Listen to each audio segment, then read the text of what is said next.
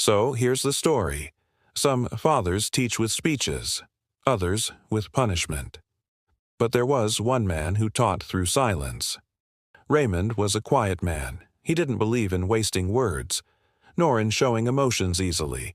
He worked long hours at the factory, ate dinner in silence, and answered most questions with a simple nod or deep breath. To his son, Daniel, this silence felt like distance. Growing up, Daniel believed his father didn't care, that he was cold, stingy, perhaps even heartless. There was one object Daniel always noticed: an old, worn leather wallet his father kept in the same drawer, untouched. It was never opened in front of anyone. Every time Daniel asked for something, a pair of new sneakers, a trip to the arcade, or even ice cream, Raymond would say, "Not today, son." And that was it. No explanations, no justifications, just silence. And the unopened wallet. Years passed. Daniel moved out, built a life of his own, and rarely looked back. He was determined to be the opposite of his father: generous, expressive, and open. But life has a way of folding wisdom into the quietest places. Raymond died in the winter.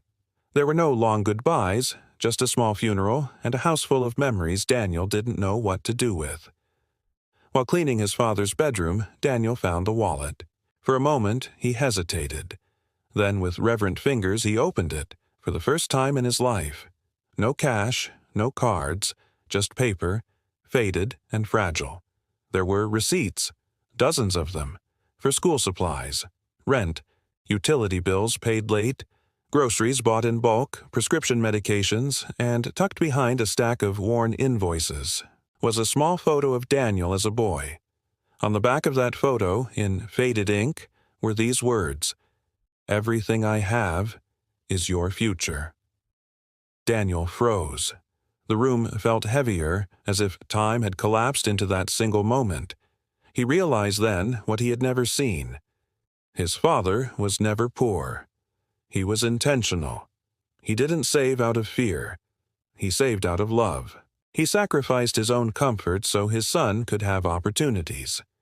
He didn't talk about money. He taught with every decision he made. That night, Daniel sat alone at the kitchen table, weeping not just for the loss, but for the realization. For the years he misunderstood silence as indifference, when it was love in its purest form. He changed. Daniel began studying finance. He created a college fund for his daughter. He paid off debts. He started volunteering at schools, teaching young people the value of budgeting, of saving with purpose, of understanding money not as a goal, but as a tool to protect those we love.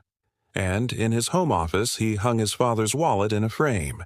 Below it, a brass plaque reads, "This is the vault of the greatest investment of my life, the silent love of a father who chose to wait." Now, here's the moral of the story. True wealth doesn't always sit in a bank account. Sometimes it's hidden in sacrifice, in the unopened wallets of quiet fathers, in the choices they made, not for themselves, but for us. You see, our fathers teach us in many ways. Some teach with tough love, some with gentle guidance. But the quietest fathers, they leave the loudest lessons. They teach us that true wealth isn't just about money. It's about the sacrifices we make, the love we hold, and the wisdom we pass on. It's in these stories that I find my inspiration, these stories of sacrifice, of love, of quiet strength. They remind me of my own father and the countless others who shape our lives without fanfare, without gold, but with hearts full of gold. If you like this story, I invite you to share it with someone who needs to hear it. Pass it on to a friend, a son, a daughter, anyone who might find strength in the silence of a father's love.